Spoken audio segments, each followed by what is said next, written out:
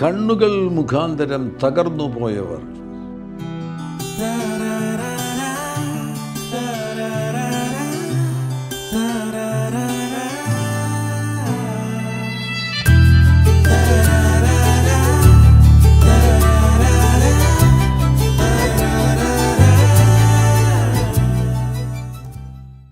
കാഴ്ചശക്തി ദൈവത്തിൽ നിന്നുള്ള ഏറ്റവും വലിയൊരു അനുഗ്രഹമാണ്, ഏറ്റവും വലിയൊരു ദാനമാകുന്നു. നമുക്ക് എത്ര വലിയ ആശീർവാദമാണ് ദൈവത്തിൽ നിന്ന് ലഭിച്ചിരിക്കുന്നത്. ഈ മനോഹരമാകുന്ന പ്രകൃതി കാണുവാൻ കഴിയുന്നു, നമുക്ക് പ്രിയപ്പെട്ടവരെ നമുക്ക് കാണുവാൻ കഴിയുന്നു, ബൈബിൾ നമുക്ക് വായിക്കുവാൻ കഴിയുന്നു. അങ്ങനെ തുടങ്ങി ആയിരക്കണക്കിന് നന്മകൾ കാഴ്ചശക്തിയിലൂടെ ലഭിക്കുന്നു.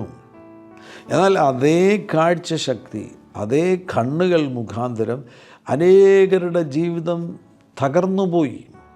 മാത്രവുമല്ല, അനേകർ ദുരിതങ്ങളിൽ ജീവിക്കുന്നു. അവരുടെ കണ്ണുകളുടെ മേൽ അവർക്ക് ജയമില്ല, കണ്ണുകളുടെ മേൽ അവർക്ക് നിയന്ത്രണമില്ല. അത് മുഖാന്തരം വ്യഥ അനുഭവിക്കുന്ന അനേകരുണ്ട്. അതിൽ നിന്ന് കർത്താവ് നമ്മെ സ്വതന്ത്രമാക്കുവാൻ ആഗ്രഹിക്കുന്നു. നിങ്ങൾക്ക് ഏറ്റവും വലിയ അനുഗ്രഹമായി നിങ്ങളുടെ കണ്ണുകൾ തീരും, ഏറ്റവും വലിയ ആശീർവാദമായി നിങ്ങളുടെ കണ്ണുകൾ തീരും. ഈ സന്ദേശം നിങ്ങൾ കേൾക്കുവാൻ തയ്യാറാകുക. വളരെ വളരെ പ്രയോജനമുള്ള ചില ചിന്തകൾ പരിശുദ്ധാത്മാവ് നമ്മളുമായിട്ട് പങ്കുവയ്ക്കുവാൻ പോകുന്നു. മത്തായിയുടെ സുവിശേഷത്തിൽ കർത്താവാകുന്ന യേശു ക്രിസ്തു കണ്ണുകളെക്കുറിച്ച് പറയുന്നുണ്ട്. ശരീരത്തിൻ്റെ വിളക്ക് കണ്ണാകുന്നു. കണ്ണ് ചുവള്ളതെങ്കിൽ നിൻ്റെ ശരീരം മുഴുവനും പ്രകാശിതമായിരിക്കും. കണ്ണ് കേടുള്ളതെങ്കിലോ നിൻ്റെ ശരീരം മുഴുവനും ഇരുണ്ടതായിരിക്കും. എന്നാൽ നിന്നിലുള്ള വെളിച്ചം ഇരുട്ടായാൽ ഇരുട്ട് എത്ര വലിയത്. ഇത്രയും ഓർത്താൽ മതി. നിങ്ങളൊരു അടഞ്ഞ മുറിയിലേക്ക് പ്രവേശിക്കുമ്പോൾ വെളിച്ചം ആവശ്യമാണ്. ആ വെളിച്ചത്തിന് ഒരു വൈദ്യുതി വിളക്ക് ആ മുറിയിലുണ്ട്. അത് സ്വിച്ച് ഓൺ ചെയ്യുന്ന സന്ദർഭത്തിൽ ആ മുറി പ്രകാശിതമായി തീരുന്നു. അതേപോലെ ആ വൈദ്യുതി വിളക്ക് ചെയ്യുന്ന അതേ കാര്യമാണ് നിങ്ങളുടെ കണ്ണുകൾ നിങ്ങളുടെ ശരീരത്തിൽ ചെയ്യുന്നത്. നിങ്ങളുടെ കണ്ണുകൾ ശരീരത്തിൻ്റെ വിളക്കാകുന്നു. വൈദ്യുതി വിളക്കെന്ന് വേണമെങ്കിൽ വിളിച്ചു. കണ്ണുകൾ ചുവള്ളതാണെങ്കിൽ മാത്രമേ അത് നമുക്ക് പ്രകാശം നൽകി തരികയുള്ളൂ. കണ്ണുകൾ മോശമായി തീർന്നു കഴിഞ്ഞാൽ അത് മുഖാന്തരം ലഭിക്കുന്നത് ശരീരം ഇരുണ്ടുപോകും, വ്യക്തിത്വം ഇരുണ്ടുപോകും, ഹൃദയം ഇരുണ്ടുപോകും, മനസ്സ് ഇരുണ്ടുപോകും. 70 വയസ്സ് 80 വയസ്സുള്ള പലരും പറയുന്നത്, ദൈവദാസനെ, ഞങ്ങൾക്ക് കണ്ണുകളുടെ മേൽ വിജയമില്ല. സ്ത്രീകളെ കണ്ട് സുഖം സ്വീകരിക്കുന്നു, കൊച്ചു കുട്ടികളെ നോക്കിക്കൊണ്ടിരിക്കുന്നു, മാധ്യമങ്ങളിലൂടെ അശുദ്ധമാകുന്ന കാര്യങ്ങൾ കാണുന്നു, കണ്ണുകളുടെ മേൽ നിയന്ത്രണമില്ല. എന്ത് കാണണമെന്ന് ഞങ്ങൾക്ക് ഞങ്ങളുടെ കണ്ണുകളോട് പറയുവാൻ കഴിയുന്നില്ല. കണ്ണുകൾ അതിനിഷ്ടമുള്ളതെല്ലാം കാണുകയാണ്. അത് മുഖാന്തരം ഞങ്ങൾ വല്ലാത്ത മാനസിക പിരിമുറുക്കം അനുഭവിക്കുന്നു. പാപത്തെ ജയിച്ച് ജീവിക്കാൻ കഴിയുന്നില്ല. ആരാധനയ്ക്ക് പോകുന്നുണ്ട്, എല്ലാ കാര്യങ്ങളും ചെയ്യുന്നുണ്ട്, ചർച്ച് മെമ്പറാണ്, വളരെ മാന്യനാകുന്ന വ്യക്തിയാണ്. പക്ഷേ കണ്ണ് ചെയ്യുന്ന കാര്യം ആ വ്യക്തിയെ ഇരുട്ടാക്കുകയാണ്. കണ്ണ് നമ്മുടെ വെളിച്ചമല്ലേ, നമ്മുടെ വൈദ്യുതി വിളക്കല്ലേ. പ്രകാശപൂരിതമായിരിക്കണമെന്നുണ്ടെങ്കിൽ കണ്ണുകളെ സൂക്ഷിക്കേണ്ടത് ആവശ്യമാണ്. ഈ കണ്ണുകൾ ഒരു വാതിൽ പോലെയാകുന്നു. നമുക്ക് ഇത് ഒരു വീടായിട്ട്, നമ്മുടെ സംവിധാനത്തെ ഒരു വീടായിട്ട് കാണുകയാണെങ്കിൽ കണ്ണ്, ചെവി, ഇതൊക്കെ ജനലുകളെന്നോ വാതിലുകളെന്നോ നമുക്ക് വിളിക്കുവാൻ കഴിയും. ഗേറ്റ് വേ എന്ന് വേണമെങ്കിൽ വിളിക്കുവാൻ കഴിയും. ഇതിലൂടെ പല കാര്യങ്ങൾക്കും നമ്മുടെ അകത്തേക്ക് പ്രവേശിക്കുവാൻ കഴിയും. കണ്ണുകളിലൂടെ അനേകം കാര്യങ്ങൾക്ക് നമ്മുടെ അകത്തേക്ക് പ്രവേശിക്കുവാൻ കഴിയും. കാതുകളിലൂടെ അനേകം കാര്യങ്ങൾക്ക് നമ്മുടെ അകത്തേക്ക് പ്രവേശിക്കുവാൻ കഴിയും. അകത്തോട്ട് കയറുവാനും പുറത്തോട്ട് ഇറങ്ങുവാനും ഒക്കെ കഴിയുന്ന നിലവാരത്തിലുള്ള ഒരു വാതിലാകുന്നു നിങ്ങളുടെ കണ്ണ്. ആ കണ്ണിലൂടെ ആവശ്യമില്ലാത്ത കാര്യങ്ങൾ അകത്തോട്ട് കയറി കഴിഞ്ഞാൽ എന്ത് സംഭവിക്കും? അത് പിന്നെ ഇറങ്ങിപ്പോവുകയുമില്ല. കണ്ണുകൾ യഥാർത്ഥത്തിൽ ക്യാമറകളാകുന്നുവല്ലോ. നമ്മുടെ ശരീരത്തിൻ്റെ ക്യാമറകൾ പോലെയാണ് കണ്ണുകൾ പ്രവർത്തിക്കുന്നത്. കണ്ണുകൾ കാണുന്നില്ല, തലച്ചോറാണ് കാണുന്നത്. കണ്ണുകളിൽ നിന്നുള്ള ഒരു ചിത്രം മില്ലി സെക്കൻഡുകൾക്കുള്ളിൽ തലച്ചോറിൽ എത്തിച്ചേരുന്നു. തലച്ചോറിൽ അതൊരു ഇമേജായിട്ട് എത്തിച്ചേരുന്ന സന്ദർഭത്തിൽ തലച്ചോർ അതിനെ സ്റ്റോർ ചെയ്യുന്നുണ്ട്, അതിനെ സൂക്ഷിച്ചു വയ്ക്കുന്നു. അങ്ങനെ അത് സ്റ്റോർഡ് ആയിക്കഴിഞ്ഞാൽ അതവിടെ തുടരും, തലച്ചോറിൽ തുടരും. തലച്ചോറൊരു ഹാർഡ് ഡിസ്ക് പോലെയല്ല, ഒരു കമ്പ്യൂട്ടറിൻ്റെ ഹാർഡ് ഡിസ്ക് പോലെയാകുന്നു തലച്ചോറ്. ആ തലച്ചോറിൽ സ്റ്റോർഡ് ആകുന്ന കാര്യങ്ങളെല്ലാം അവിടെ തുടരും. അപ്പോൾ നിങ്ങൾ എന്ത് കാണുന്നു, എന്തിൽ നിന്ന്, കാണുന്നതിൽ നിന്ന് നമുക്ക് സുഖം സ്വീകരിക്കുവാൻ കഴിയും. മനോഹരമാകുന്നൊരു റോസാ പുഷ്പം കാണുന്ന സന്ദർഭത്തിൽ നമുക്കുള്ളിലൊരു സുഖമുണ്ടാകുകയില്ല. പ്ലഷർ സ്വീകരിക്കുവാൻ വേണ്ടി കണ്ണുകളെ നമുക്ക് ഉപയോഗിക്കുവാൻ കഴിയും. എന്നാൽ ഇതേ കണ്ണുകളെ ഉപയോഗിച്ചുകൊണ്ട് ആവശ്യമില്ലാത്ത പ്ലഷറുകൾ നിങ്ങൾ സ്വീകരിക്കുകയാണെങ്കിൽ അത് സുഖങ്ങളല്ല, അധികം വൈകാതെ അത് അസുഖങ്ങളായി തീരും. കണ്ണുകൾ കൊണ്ട് പാപം ചെയ്തവരുടെ ചരിത്രം വേദപുസ്തകത്തിൽ നിന്നെടുക്കുകയാണെങ്കിൽ ഒന്നാമത്തെ സംഭവം തന്നെ ഉൽപ്പത്തി പുസ്തകം 3-ാമത്തെ അധ്യായത്തിൽ നമുക്ക് കാണുവാൻ കഴിയുന്നുണ്ട്.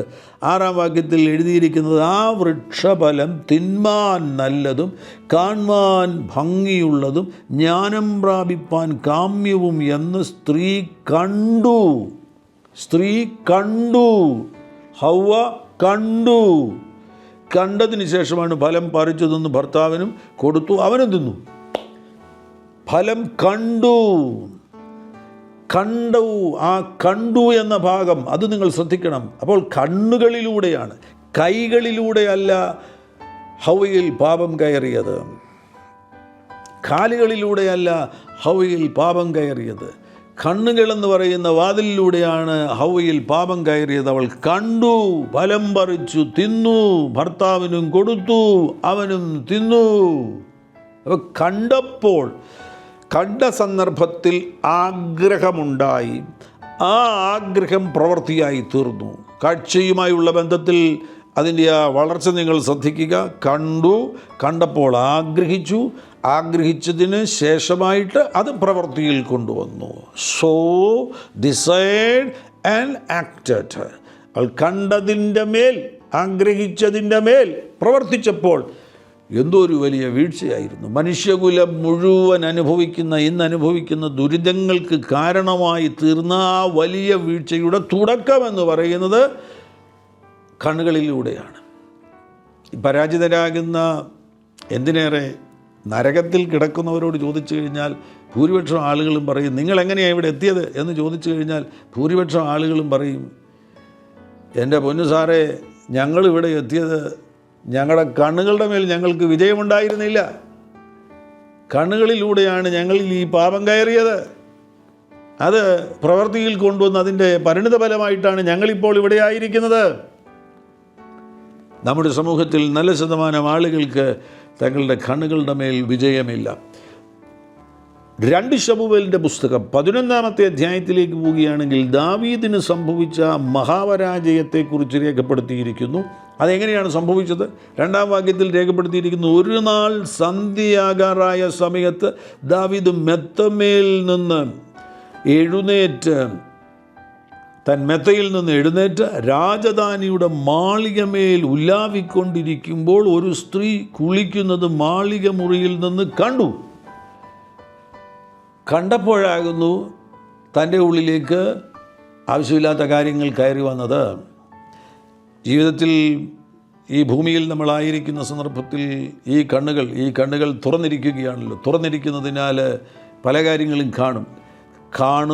ഒന്നാമത് കാണുന്ന സമയത്തല്ല ഈ പ്രശ്നമുണ്ടാകുന്നത്. ഒന്നാമത് കാണുന്ന സമയത്ത് ആവശ്യമില്ലാത്തൊരു കാര്യം കണ്ടു, അതിലൂടെ പെട്ടെന്ന് സുഖം കയറി വരുന്നു, അല്ലെങ്കിൽ ആവശ്യമില്ലാത്ത കാര്യം കയറി വരുന്നു എന്ന് മനസ്സിലാക്കുന്ന സന്ദർഭത്തിൽ തന്നെ അതിനെ അടയ്ക്കുവാൻ പഠിക്കണം.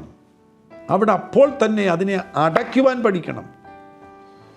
അത് അടയ്ക്കാതെ രണ്ടാമത് നോക്കുമ്പോഴാകുന്നു നോക്കുകയും അതിൽ നിന്ന് സുഖം സ്വീകരിച്ച് ആ സുഖത്തെ ആസ്വദിക്കുകയും ചെയ്യുമ്പോഴാകുന്നു നിന്റെ വീഴ്ച ആരംഭിക്കുന്നത്. ഈ ലോകത്തിൽ ജീവിക്കുമ്പോൾ നമ്മൾ അനേകം സ്ഥലങ്ങളിൽ പോകുന്നു, പട്ടണങ്ങളിലൂടെ യാത്ര ചെയ്യുന്നു, പല കാര്യങ്ങൾ കാണുന്നു. ആ ഒന്നാമത് കാണുമ്പോഴല്ല ഈ പ്രശ്നം. ഒന്നാമത് കാണുമ്പോൾ അതിനെ തിരസ്കരിക്കുവാനും പെട്ടെന്ന് തന്നെ വാതിലിനെ അടയ്ക്കുവാനും പരിശീലനം നേടണം. അങ്ങനെ വാതിലിനെ അടയ്ക്കാതെ വീണ്ടും കാണുവാൻ തയ്യാറാകുകയും വീണ്ടും അവിടേക്ക് തന്നെ നോക്കുവാൻ തയ്യാറാകുകയും വീണ്ടും അതിലേക്ക് തന്നെ നോക്കുവാൻ തയ്യാറാകുകയും അത് ആസ്വദിക്കുകയും ആ സുഖം. അപ്പോൾ ഈ കാണുന്ന കാര്യങ്ങളിൽ നിന്ന് ഒരുതരം സുഖം ലഭിക്കുന്നുണ്ട്, ജഡീകമാകുന്ന സുഖം ലഭിക്കുന്നുണ്ട്. ഈ ജഡത്തിന് വിവിധ നിലകളിലുള്ള പ്ലഷറുകളെ സ്വീകരിക്കുവാൻ കഴിയും. നമ്മുടെ തലച്ചോറിൽ തന്നെ പ്ലഷറുകളുമായി ബന്ധപ്പെട്ട ഒരു സംവിധാനമുണ്ട്. അങ്ങനെ ഒത്തിരി സുഖങ്ങളെ സ്വീകരിക്കുവാൻ കഴിയുന്ന ഒരു സംവിധാനം തലച്ചോറിലുള്ളതിനാൽ ഒരുപാട് സുഖങ്ങളെ നമുക്ക് സ്വീകരിക്കുവാൻ കഴിയും. അതിൽ തന്നെ ലൈംഗിക സുഖങ്ങൾ, പരസ്ത്രീകളെ നോക്കുന്നതിലൂടെ ലഭിക്കുന്ന സുഖങ്ങൾ, ആ സുഖങ്ങൾ ആദ്യം അറിയാതെ നോക്കി കണ്ടപ്പോൾ ആഗ്രഹമുണ്ടായി, വീണ്ടും രണ്ടാമത് നോക്കുകയാണ്, ആ ആഗ്രഹത്തെ പ്രവൃത്തിയിലേക്ക് കൊണ്ടുവരുന്നു, രണ്ടാമത് വീണ്ടും നോക്കുകയാണ്, വീണ്ടും നോക്കുന്ന സന്ദർഭത്തിൽ ലഭിക്കുന്ന സുഖങ്ങൾ ആസ്വദിക്കുവാൻ തുടങ്ങുന്നു, അപ്പോൾ വീണ്ടും നോക്കുന്നു. അതല്ലേ ദാവീദിന് സംഭവിച്ചത്? കണ്ടതിന് ശേഷം കണ്ടുകൊണ്ടിരുന്നു എന്ന് നമുക്ക് അവിടെ മനസ്സിലാക്കുവാൻ കഴിയുന്നു. അങ്ങനെ കണ്ടുകൊണ്ടിരുന്നപ്പോഴാകുന്നു തനിക്ക് മനസ്സിലായത് തൻ്റെ ശരീരം സജീവമായിരിക്കുന്നു, ആ സ്ത്രീയെ തൻ്റെ അരികിൽ കൊണ്ടുവരേണ്ടത് ആവശ്യമാണ്. എന്തോ ഒരു വലിയ പരാജയമായി തീർന്നു. ഒരു നിരപരാധിയാകുന്ന മനുഷ്യൻ്റെ മരണത്തിൽ ഈ സംഭവം ചെന്നെത്തുകയുണ്ടായി. മാത്രവുമല്ല, തലമുറകളുടെ മേൽ ശാപം വന്നില്ലേ, ഈ ദാവീദിൻ്റെ സന്തതികളുടെ മേൽ ശാപം വരത്തക്കവണ്ണമുള്ള ഒരു പ്രവൃത്തിയായി തീർന്നു. അതിന് കാരണമായി തീർന്നത് കണ്ണുകളാണ്. അതാണ് ഞാൻ പറഞ്ഞത്, പലരുടെയും പരാജയത്തിന് കാരണമായി തീർന്ന നിങ്ങളുടെ ശരീരത്തിലെ അവയവമേതെന്ന് അവരോട് ചോദിക്കുകയാണെങ്കിൽ, പരാജിതരോട് ചോദിക്കുകയാണെങ്കിൽ അവർ പറയും കണ്ണുകളിലൂടെയാണ് ഈ സാധനം അകത്ത് കയറിയത്. ഹവ്വായുടെ കയ്യെ അല്ലല്ലോ പിശാച് സ്വാധീനിച്ചത്, ഹവ്വായുടെ ഹൃദയത്തെ സ്വാധീനിച്ചു. ഹൃദയത്തെ സ്വാധീനിക്കുവാൻ വേണ്ടി ഹവ്വായുടെ കണ്ണുകളിലൂടെയാണ് ആ ആവശ്യമില്ലാത്ത കാര്യം അകത്ത് കയറിയത്. വീണ്ടും നമുക്ക് ആഖാൻ്റെ ചരിത്രം കാണുവാൻ കഴിയുന്നുണ്ട്. യോശുവയുടെ പുസ്തകം അതിൻ്റെ 7-ാമത്തെ അധ്യായം 21-ാമത്തെ വാക്യത്തിൽ ആഖാൻ പറയുന്നത് നിങ്ങൾ ശ്രദ്ധിക്കുക. യോശുവയുടെ പുസ്തകം 7-ാമത്തെ അധ്യായം 21-ാമത്തെ വാക്യത്തിൽ, ഞാൻ കൊള്ളയുടെ കൂട്ടത്തിൽ വിശേഷമായൊരു ബാബിലോണ്യ മേലങ്കിയും 200 ശേക്കൽ വെള്ളിയും 50 ശേക്കൽ തൂക്കമുള്ള ഒരു പൊൻകട്ടിയും കണ്ടുമോഹിച്ചു. ദ്രവ്യാഗ്രഹം ഇവൻ്റെ ഉള്ളിൽ കയറിയത്, വസ്തുവകകളുമായുള്ള ബന്ധത്തിലുള്ള ആവശ്യമില്ലാത്ത കാര്യം ഇവൻ്റെ ഉള്ളിൽ കയറിയത് എവിടെ കൂടിയാണ്? കണ്ടുമോഹിച്ചു എന്നാണ് രേഖപ്പെടുത്തിയിരിക്കുന്നത്. കണ്ടുമോഹിച്ചു. അയൽപക്കക്കാരൻ വച്ച വീട് കണ്ടിട്ട് അതുപോലെ വീട് വയ്ക്കണമെന്നുള്ള ആഗ്രഹം കയറി ആവശ്യമില്ലാതെ കടം മേടിച്ച് ജീവിതം തകർന്നു പോയവർ, മറ്റുള്ളവർ ചെയ്യുന്ന കാര്യങ്ങൾ കണ്ടിട്ട് മോഹിച്ചിട്ട് അതുപോലെ ചെയ്യുവാൻ വേണ്ടി ആഗ്രഹിച്ച് തകർന്നു പോയവർ, ഇദ്ദേഹം കണ്ടു. ഇതെല്ലാം കൂടെ കണ്ടു കഴിഞ്ഞപ്പോൾ ഇദ്ദേഹത്തിൻ്റെ ഉള്ളിൽ ആവശ്യമില്ലാത്ത കാര്യങ്ങൾ കയറി അത് മോഷ്ടിച്ചു. അത് മുഖാന്തരം സംഭവിച്ചത് നമുക്ക് ഈ ഭാഗത്തുനിന്ന് മനസ്സിലാക്കുവാൻ കഴിയുന്നുവല്ലോ. അനേകരുടെ ജീവിതത്തിൽ ഇതേപോലെയുള്ള മഹാതകർച്ചകൾക്ക് കാരണമായി തീരുന്നത് അവരുടെ കണ്ണുകൾ വിശുദ്ധമല്ലാതായിരിക്കുന്നതിനാലാണ്. വിശുദ്ധിയോടുകൂടെ കണ്ണുകളെ സൂക്ഷിക്കുവാൻ കഴിയുന്നില്ല. കർത്താവാകുന്ന യേശുക്രിസ്തു പറഞ്ഞ ആ കാര്യം ഞാൻ വീണ്ടും നിങ്ങളുടെ ശ്രദ്ധയിൽ കൊണ്ടുവരികയാണ്. മത്തായിയുടെ സുവിശേഷം അതിൻ്റെ 6-ാമത്തെ അധ്യായത്തിൽ പറഞ്ഞത്, അത് നിങ്ങളുടെ ജീവിതത്തിൽ നടപ്പിലാക്കുവാൻ നിങ്ങൾ തയ്യാറാകണം. നിങ്ങളുടെ കണ്ണുകളെ ശരീരത്തിൻ്റെ വിളക്കായി കണ്ടുകൊണ്ട് വിശുദ്ധമായി സൂക്ഷിക്കണം. ശരീരത്തിൻ്റെ വിളക്ക് കണ്ണാകുന്നു. കണ്ണു ചൊവ്വുള്ളതെങ്കിൽ നിൻ്റെ ശരീരം മുഴുവനും പ്രകാശിതമായിരിക്കും. എന്താണ് കണ്ണു ചൊവ്വുള്ളതെങ്കിൽ? മനസ്സ് ശുദ്ധമായിരിക്കും. കണ്ണു ചൊവ്വുള്ളതെങ്കിൽ ഹൃദയം ശുദ്ധമായിരിക്കും, വിശുദ്ധമായിരിക്കും. ഒരു വിശുദ്ധ ജീവിതം നയിക്കുവാൻ നിങ്ങൾക്ക് കഴിയും. നിങ്ങളുടെ ജീവിതത്തെ വിശുദ്ധമായി സൂക്ഷിക്കണമെന്നുണ്ടെങ്കിൽ കണ്ണുകളെ സൂക്ഷിക്കേണ്ടത് ആവശ്യമാണ്. കണ്ണുകൾക്ക് ആ പരിശീലനം കൊടുക്കണം. ആവശ്യമില്ലാത്ത കാര്യങ്ങളെ തട്ടിമാറ്റുവാൻ വേണ്ടി, അത് വീണ്ടും കാണുവാൻ വേണ്ടി സമ്മർദ്ദം നിങ്ങളുടെ ഉള്ളിൽ നിന്ന് ഉയരുന്ന സന്ദർഭത്തിൽ ആ സമ്മർദ്ദത്തെ അടച്ചു കളയുവാൻ വേണ്ടി, ഇല്ലാതെയാക്കുവാൻ തക്കവണ്ണം അങ്ങനെ കണ്ണിനെ നിയന്ത്രണത്തിലേക്ക് കൊണ്ടുവരുവാൻ, ഹൃദയത്തെ നിയന്ത്രണത്തിലേക്ക് കൊണ്ടുവരുവാൻ. സദൃശവാക്യം 4-ാം അധ്യായം 22-ാമത്തെ വാക്യത്തിൽ നമ്മൾ വായിക്കുന്നത് പോലെ ഹൃദയത്തിൽ നിന്നാണ് നമ്മുടെ ഹൃദയത്തിൽ നിന്നാണ് ജീവൻ ഉത്ഭവിക്കുന്നത്. നിങ്ങൾ വിശുദ്ധമായി ജീവിക്കണമെന്ന് നിങ്ങൾ ആഗ്രഹിക്കുന്നുവെങ്കിൽ അതിൻ്റെ ഉത്ഭവസ്ഥാനമെന്ന് പറയുന്നത് നിങ്ങളുടെ ഹൃദയമാകുന്നു. 4-ാമത്തെ അധ്യായം സദൃശവാക്യങ്ങൾ അതിൻ്റെ 4-ാമത്തെ അധ്യായം 23-ാമത്തെ വാക്യം ഞാൻ വായിക്കുന്നു. സകല ജാഗ്രതയോടും കൂടെ നിന്റെ ഹൃദയത്തെ കാത്തുകൊള്ളുക, ജീവൻ്റെ ഉത്ഭവം അതിൽ നിന്നല്ലോ ആകുന്നത്. അപ്പോൾ ജീവൻ നിങ്ങളുടെ ഹൃദയത്തിൽ നിന്ന് ഉത്ഭവിക്കണമെന്ന് നിങ്ങൾ ആഗ്രഹിക്കുന്നുവെങ്കിൽ അവിടെ ഐ ഗേറ്റും പ്രധാനപ്പെട്ട കാര്യമാകുന്നു. ഹൃദയത്തെ സ്വാധീനിക്കുന്നത്, ഹൃദയത്തിലേക്ക് അകത്തേക്ക് പോകുന്ന കാര്യങ്ങളാകുന്നുവല്ലോ ഹൃദയത്തിൽ നിക്ഷേപിക്കപ്പെടുന്നത്. അതുകൊണ്ടാണ് അടുത്ത വാക്യങ്ങളിൽ നമുക്ക് കാണുവാൻ കഴിയുന്നുണ്ട്. 25-ാം വാക്യത്തിൽ കാണാൻ കഴിയുന്നുണ്ട്, നിൻ്റെ കണ്ണു നേരെ നോക്കട്ടെ, നിൻ്റെ കണ്ണ് നേരെ നോക്കട്ടെ, നിൻ്റെ കണ്ണിമ ചൊവ്വെ മുമ്പോട്ട് മിഴിക്കട്ടെ, നിൻ്റെ കണ്ണിമ ചൊവ്വെ മുമ്പോട്ട് മിഴിക്കട്ടെ. വളരെ ശ്രദ്ധിക്കുക. നിങ്ങളുടെ കണ്ണുകളെ വിശുദ്ധമായി സൂക്ഷിക്കുവാൻ വേണ്ടി നിങ്ങൾ തയ്യാറാകുക. നിങ്ങളുടെ മനസ്സ് ശുദ്ധമാകണമെന്നുണ്ടെങ്കിൽ, നിങ്ങളുടെ ഹൃദയം ശുദ്ധമാകണമെന്നുണ്ടെങ്കിൽ, വിശുദ്ധമാകുന്നൊരു ജീവിതം ഈ ഭൂമിയിൽ നയിക്കണമെന്നുണ്ടെങ്കിൽ കണ്ണുകളെ സൂക്ഷിക്കുക. എങ്ങനെ നിങ്ങൾക്ക് കണ്ണുകളെ സൂക്ഷിക്കുവാൻ കഴിയും? അശുദ്ധമാകുന്ന കാര്യങ്ങളിൽ നിന്ന് എങ്ങനെ കണ്ണുകളെ സ്വതന്ത്രമാക്കുവാൻ കഴിയും? ഇപ്പോൾ പരിശോധനയ്ക്ക് വിധേയമാക്കുക. നിങ്ങളുടെ കണ്ണുകളുടെ മേൽ നിയന്ത്രണം നഷ്ടപ്പെട്ടു പോയിട്ടുണ്ടെങ്കിൽ കണ്ണുകളെ ഒരു ദുരാത്മാവ് സ്വാധീനിക്കുന്നുണ്ട്. ചില കണ്ണുകളിൽ ദുരാത്മാക്കൾ ഇരിപ്പുണ്ട്. അവിടെ ഒരു വിടുതൽ തന്നെ ആവശ്യമാണ്, ഒരു വിടുതലിൻ്റെ ശുശ്രൂഷ തന്നെ ആവശ്യമാണ്. കണ്ണുകളിലുള്ള ദുരാത്മാക്കളെ പുറത്താക്കേണ്ടത് ആവശ്യമാണ്. കണ്ണുകൾ വിശുദ്ധമാകുവാൻ വേണ്ടി കണ്ണുകളിലുള്ള ദുരാത്മാക്കളെ പുറത്താക്കുക. പ്രാർത്ഥിക്കണം. പ്രാർത്ഥിച്ച് കണ്ണുകളെ വിശുദ്ധമാക്കുവാൻ വേണ്ടി കണ്ണുകളെ സ്വാധീനിക്കുന്ന, കണ്ണുകളെ നിയന്ത്രിക്കുന്ന ആ ബന്ധനത്തെ അറുത്തുമാറ്റുക. അതിനുശേഷമായിട്ട് നിങ്ങളുടെ കണ്ണുകൾ മനഃപൂർവ്വമായിട്ട് കണ്ണുകളുടെ ശ്രദ്ധയെ തിരിക്കണം. കൂടുതൽ ശ്രദ്ധ എവിടേക്ക് തിരിക്കണം? ദൈവത്തിൻ്റെ വചനത്തിലേക്ക് തിരിക്കേണ്ടത് ആവശ്യമാണ്. 119-ാമത്തെ സങ്കീർത്തനത്തിലേക്ക് പോവുകയാണെങ്കിൽ അതിൻ്റെ 37-ാമത്തെ വാക്യത്തിൽ കാണുന്നു, വ്യാജത്തെ നോക്കാതെ വണ്ണം എൻ്റെ കണ്ണുകളെ തിരിച്ച് നിൻ്റെ വഴികളിൽ എന്നെ ജീവിപ്പിക്കണമേ. എൻ്റെ കണ്ണുകളെ തിരിച്ച് നിൻ്റെ വഴികളിൽ എന്നെ ജീവിപ്പിക്കണമേ. നിങ്ങളുടെ കണ്ണുകൾ വിശുദ്ധമായിരിക്കുവാൻ തക്കവണ്ണം ദൈവത്തിൻ്റെ വഴികളിലേക്ക് നിങ്ങളുടെ കണ്ണുകളുടെ ശ്രദ്ധയെ തിരിക്കുക. ദൈവത്തിൻ്റെ വചനത്തിലേക്ക് ശ്രദ്ധയെ തിരിക്കുക. പരമാവധി ദൈവത്തിൻ്റെ വചനം വായിക്കുവാൻ, ദൈവത്തിൻ്റെ വചനം കാണുവാൻ. ഇന്നത്തെ കാലത്ത് നമുക്ക് വചനം മാധ്യമങ്ങളിലൂടെയും കാണുവാൻ കഴിയുമല്ലോ. അങ്ങനെ കാണുവാൻ, വായിക്കുവാൻ ദൈവത്തിൻ്റെ വചനത്തിലേക്ക് നിങ്ങളുടെ കണ്ണുകളുടെ ശ്രദ്ധയെ തിരിക്കുക. പ്രഥമമായി ചെയ്യേണ്ടത് അതാകുന്നു. ദൈവിക കാര്യങ്ങൾക്ക് വേണ്ടി കണ്ണുകളെ ഏറെ ഉപയോഗിക്കുക.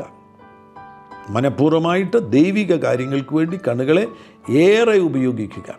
മറ്റൊരു കാര്യം നമുക്ക് യോബിൻ്റെ പുസ്തകം 31-ാമത്തെ അധ്യായം 1-ാം വാക്യത്തിൽ കാണുവാൻ കഴിയുന്നുണ്ട്. യോബ് പറയുകയാണ്, ഞാൻ എൻ്റെ കണ്ണുമായി ഒരു നിയമം ചെയ്തു.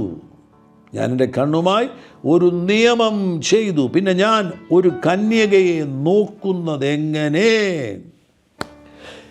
കണ്ണുമായിട്ട് ഒരു ഉടമ്പടി ബന്ധത്തിൽ വരിക, കണ്ണുമായിട്ട് ഒരു കവനൻ്റ് റിലേഷൻഷിപ്പിൽ വരും. ഒരു കവനൻ്റ് എടുക്കുക, ഒരു ഉടമ്പടി എടുക്കുക. ഈ കണ്ണുപയോഗിച്ച്, ഈ 2 കണ്ണുകൾ ഉപയോഗിച്ച് ഞാൻ ആവശ്യമില്ലാത്ത കാര്യങ്ങൾ കാണില്ല, ആവശ്യമില്ലാത്ത വ്യക്തികളെ ഞാൻ നോക്കത്തില്ല. എനിക്ക് ഒരു വ്യക്തിയെ നോക്കുന്ന സന്ദർഭത്തിൽ അതിലൂടെ ആവശ്യമില്ലാത്ത ചിന്തകളും ആവശ്യമില്ലാത്ത സുഖങ്ങളും അകത്തേക്ക് കയറുന്നുവെങ്കിൽ അപ്പോൾ തന്നെ ഞാൻ ആ നോട്ടത്തെ അടയ്ക്കും, ആ ഡോറിനെ ഞാൻ അടയ്ക്കും, അവിടെ നിന്ന് ഞാൻ നോട്ടം തിരിക്കും. ഇങ്ങനെ നിങ്ങളുടെ കണ്ണുകളുമായിട്ട്, ഇത് വ്യക്തിപരമാകുന്നു, നിങ്ങൾ തന്നെ എടുക്കേണ്ട തീരുമാനമാകുന്നു. നിങ്ങൾ വ്യക്തിപരമായിട്ട് നിങ്ങളുടെ കണ്ണുകളുമായിട്ട് തീരുമാനമെടുക്കണം. ഏത് പ്രായത്തിലുള്ളവർക്കും ആ തീരുമാനമെടുക്കുവാൻ കഴിയും. നിങ്ങൾ കോളേജ് വിദ്യാർത്ഥികളാകുന്നുവെങ്കിൽ ആ തീരുമാനമെടുക്കുവാൻ കഴിയും. എന്നോട് യൗവനക്കാർ പറഞ്ഞിട്ടുണ്ട്, ആത്മീകമായ പുരോഗതിയിലേക്ക് അവർ വന്നതിന് ശേഷമായിട്ട് അവർ കോളേജിലായിരിക്കുന്ന സന്ദർഭത്തിൽ വളരെ ശ്രദ്ധിക്കും. ആവശ്യമില്ലാത്ത നോട്ടങ്ങൾ ഉണ്ടാകാതിരിക്കുവാൻ അവർ പരമാവധി ശ്രമിക്കും. പൊതുസ്ഥലങ്ങളിലായിരിക്കുമ്പോൾ എപ്പോഴും ഒരു ചെറിയ ബൈബിൾ അവരുടെ കയ്യിലുണ്ടായിരിക്കും. അവിടെ ഇവിടെ നോക്കാതിരിക്കുവാൻ വേണ്ടി അവർ ബൈബിൾ വായിച്ചുകൊണ്ടിരിക്കും. ഇന്നത്തെ കാലത്ത് ഫോണാണല്ലോ, ഫോണിൽ നിങ്ങൾക്ക് ബൈബിൾ വായിച്ചുകൊണ്ടിരിക്കുവാൻ കഴിയും. ആ നിലയിൽ അവർ ശക്തമാകുന്ന, വളരെ ശക്തമാകുന്ന തീരുമാനങ്ങൾ എടുത്തു കഴിഞ്ഞപ്പോൾ കർത്താവിൻ്റെ കൃപ സജീവമായി, പരിശുദ്ധാത്മാവിൻ്റെ സഹായം അവർക്ക് ലഭിക്കുവാൻ തുടങ്ങി. ആവശ്യമില്ലാത്തത് നോക്കുവാൻ വേണ്ടിയുള്ള ആഗ്രഹത്തിൽ നിന്ന് അവർ മോചിതരായിത്തീർന്നു. ഇന്ന് ഈ പരസ്യ ബോർഡുകളുണ്ട്. നമ്മുടെ പട്ടണങ്ങളിലെല്ലാം ആവശ്യമില്ലാത്ത പരസ്യ ബോർഡുകളുണ്ട്. ആ പരസ്യ ബോർഡുകൾ അറിയാതെ നമ്മൾ കണ്ടു, പെട്ടെന്ന് നോട്ടം തിരിക്കുക. പിന്നീട് നമുക്ക് മനസ്സിലാകണം, ഇന്ന സ്ഥലത്ത് ആ പരസ്യ ബോർഡ് ഉണ്ട് എന്ന് മനസ്സിലാക്കുമ്പോൾ മനഃപൂർവ്വമായിട്ട് ആ ഭാഗത്ത് വരുമ്പോൾ കണ്ണുകളടച്ച് പ്രാർത്ഥിച്ചുകൊണ്ടിരിക്കുക, അല്ലെങ്കിൽ നോട്ടം മറ്റ് എവിടെയെങ്കിലേക്കും മാറ്റുക. മനഃപൂർവ്വമായിട്ട് നിങ്ങളെ രക്ഷിക്കുവാൻ വേണ്ടിയാണ്. ഇതെല്ലാം ഉപയോഗിച്ചുകൊണ്ട് പിശാച് മനുഷ്യനെ നശിപ്പിക്കുവാനും മനുഷ്യനെ അശുദ്ധനാക്കുവാനും വേണ്ടി ശ്രമിക്കുമ്പോൾ വളരെ ശക്തമാകുന്ന തീരുമാനങ്ങൾ. ഇയ്യോബ് ഈ തീരുമാനമെടുക്കുമ്പോൾ എത്ര വയസ്സുണ്ട്? 70 വയസ്സുണ്ടെന്ന് നമുക്ക് ഉറപ്പാക്കാൻ കഴിയും. കാരണം അദ്ദേഹത്തിൻ്റെ ശേഷിക്കുന്ന ആയുസ് എന്ന് പറയുന്നത്, വിടുവിക്കപ്പെട്ടതിന് ശേഷം ഇയ്യോബ് 140 വർഷമല്ലേ ജീവിച്ചിരുന്നത്. അവിടെയെല്ലാം ഇയ്യോബിന് ഇരട്ടി കൊടുത്തു എന്ന് നമുക്ക് മനസ്സിലാക്കുവാൻ കഴിയുന്നുണ്ട്. ഇരട്ടി കൊടുത്തതിനാൽ 140 സംവത്സരം ജീവിച്ചിരുന്നു എന്ന് പറയുമ്പോൾ ഈ വലിയ പീഡകളിലൂടെ ഇയ്യോബ് കടന്നു പോയത് 70-ാമത്തെ വയസ്സിലാണ്. 70-ാമത്തെ വയസ്സിൽ 8 മാസത്തോളം ആ മഹാപീഡകൾ ഉണ്ടായിരുന്നു. ചിലർ പറയുന്നു 1.5 വർഷത്തോളം ഉണ്ടായിരുന്നു എന്ന് പറയുന്നു. എന്തായാലും അതിന് വ്യക്തമാകുന്ന തെളിവില്ല. എന്നാൽ 8 മാസവും നമുക്കരുത്. 8 മാസത്തോളമുള്ള പീഡകളിലൂടെ കടന്നു പോകുന്നതിൻ്റെ ഇടയിലാണ് 70 വയസ്സുകാരൻ പറയുന്നത്, ഞാൻ എൻ്റെ കണ്ണുമായിട്ട് ഒരു ഉടമ്പടി ചെയ്തിരിക്കുകയാണ്. അപ്പോൾ 70 വയസ്സുള്ള വ്യക്തിക്ക് ഇത്തരത്തിലുള്ള പരീക്ഷണങ്ങൾ ഉണ്ടാകുമോ? ഉറപ്പായിട്ടും 70-ാം വയസ്സിലോ 80-ാം വയസ്സിലോ 90-ാം വയസ്സിലോ നിങ്ങൾക്ക് നിങ്ങളുടെ കണ്ണുകളുമായുള്ള ബന്ധത്തിൽ ഇത്തരത്തിലുള്ള പരീക്ഷണങ്ങൾ ഉണ്ടാകുമെന്നുള്ളത് വളരെ വ്യക്തമാകുന്നു. 70 വയസ്സുകാരൻ ഉടമ്പടി ചെയ്തിരിക്കുകയാണ്. 70-ാം വയസ്സിലൊന്നും അല്ല, അതിനു മുന്നമേ തന്നെ താൻ ആ ഉടമ്പടിയിലാണ് ജീവിക്കുന്നത്. ആവശ്യമില്ലാത്ത നോട്ടങ്ങൾ ഒഴിവാക്കി ജീവിച്ച ഒരു മനുഷ്യനായിരുന്നു ഇയ്യോബ്. ആവശ്യമില്ലാത്തൊരു കന്യകയെ, ഒരു സ്കൂൾ വിദ്യാർത്ഥിനിയെ, ഒരു കോളേജ് വിദ്യാർത്ഥിനിയെ, അല്ലെങ്കിൽ ഒരു സഹോദരിയെ ആവശ്യമില്ലാത്ത നിലയിൽ നോക്കുന്ന ഒരു നിലവാരത്തിൽ നിന്ന് വിമോചിതരാകണം. ഇയ്യോബ് അങ്ങനെ ജീവിച്ച വ്യക്തിയാണ്. 70-ാം വയസ്സിൽ താൻ പറയുകയാണ്, തൻ്റെ സാക്ഷ്യമാണ് പറയുന്നത്, ഞാൻ എൻ്റെ കണ്ണുമായിട്ട് ഒരു ഉടമ്പടി ചെയ്തിരിക്കുകയാണ്.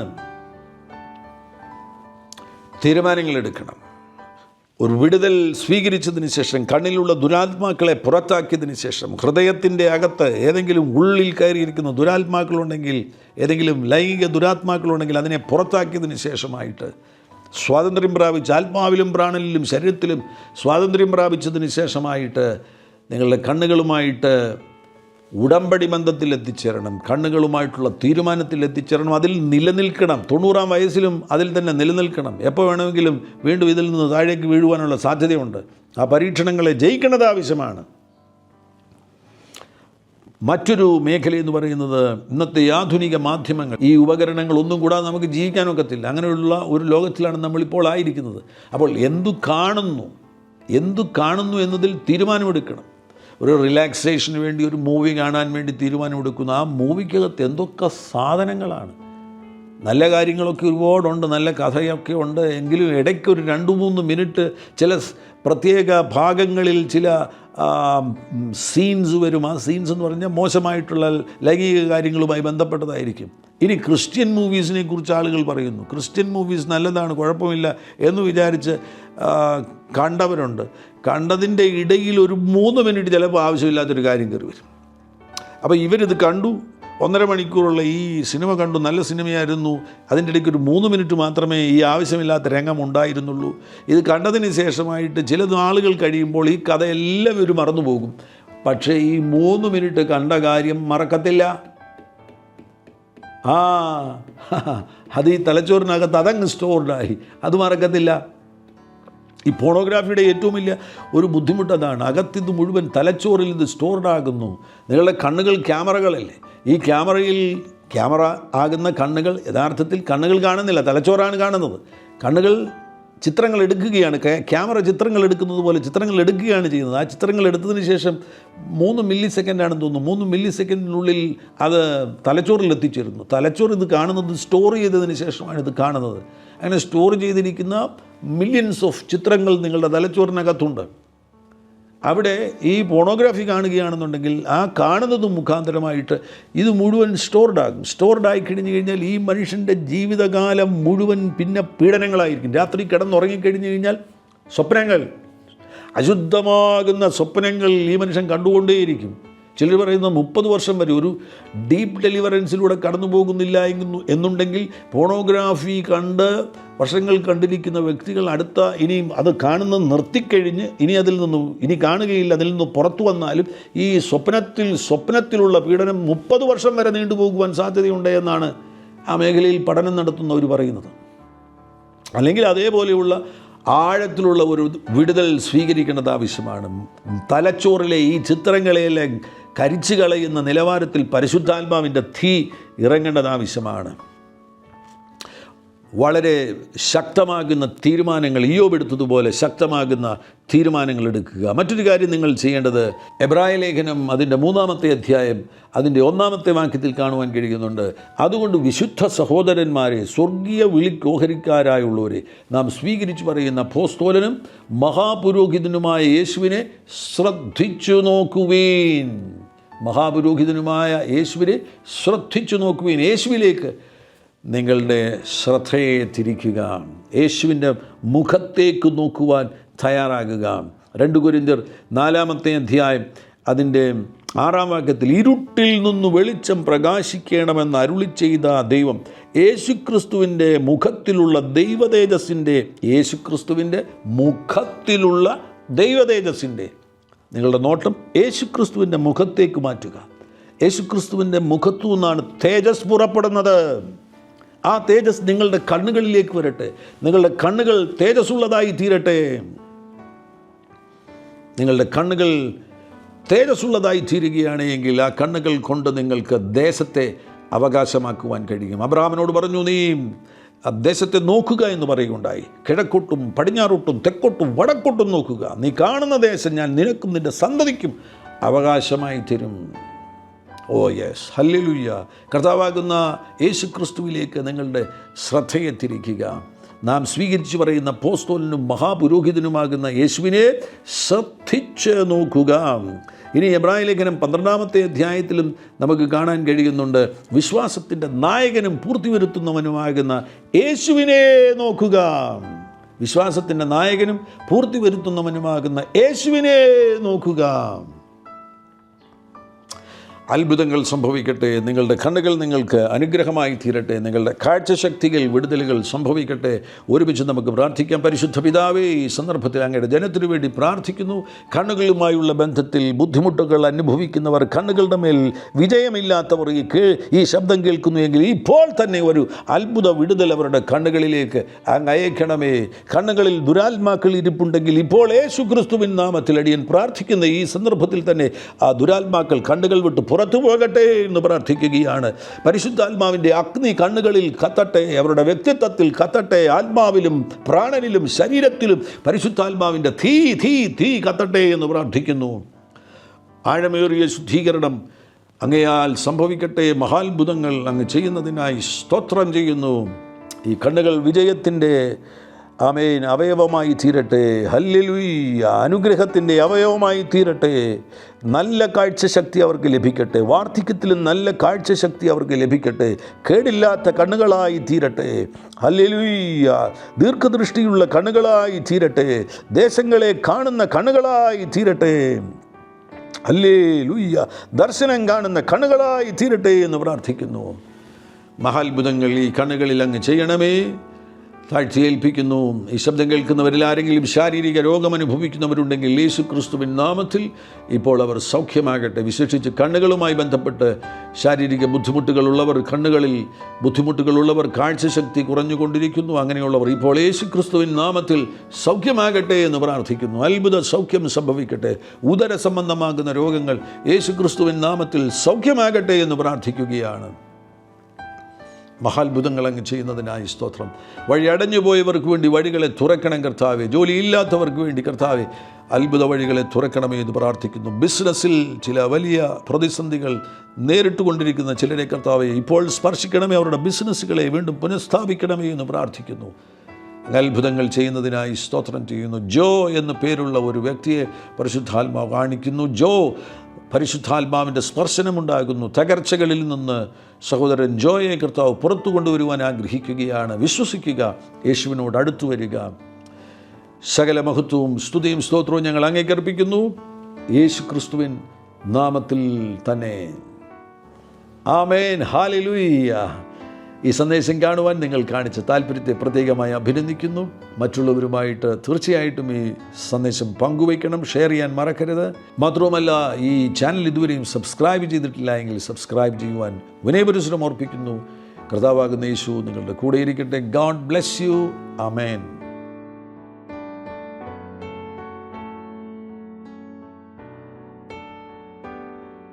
എല്ലാ പ്രഭാതത്തിലും 3 മിനിറ്റ് നീണ്ടു നിൽക്കുന്ന ഒരു ചെറിയ സന്ദേശം വാട്സപ്പിൽ അയക്കുന്നുണ്ട്.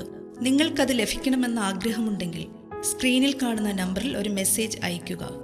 ഞങ്ങളുടെ ഓൺലൈൻ റേഡിയോ ആയ ജീസസ് റെയിൻസ് റേഡിയോയുടെ ആപ്പ് ഇതുവരെയും ഡൗൺലോഡ് ചെയ്തിട്ടില്ല എങ്കിൽ പ്ലേ സ്റ്റോറിലും ആപ്പ് സ്റ്റോറിലും ലഭ്യമാണ്. ജീസസ് റെയിൻസ് റേഡിയോ എന്ന് ടൈപ്പ് ചെയ്ത ശേഷം സെർച്ച് ചെയ്യുക. ആപ്പ് നിങ്ങൾ ഇപ്പോൾ തന്നെ ഡൗൺലോഡ് ചെയ്താലും എല്ലാ പ്രഭാതത്തിലും 4 മണിക്ക് ടങ്സ് പ്രെയർ ഉണ്ടായിരിക്കുന്നതാണ്. നിങ്ങളുടെ ആത്മീയ വർധനവിനായി ദയവായി സൂമിൽ ജോയിൻ ചെയ്താലും മീറ്റിംഗ് ID സ്ക്രീനിൽ നിങ്ങൾക്ക് ലഭ്യമാണ്. അതോടൊപ്പം തന്നെ എല്ലാ ബുധനാഴ്ചയും രാത്രി 10 മുതൽ 1 മണി വരെ നൈറ്റ് പ്രെയർ ഉണ്ടായിരിക്കുന്നതാണ്.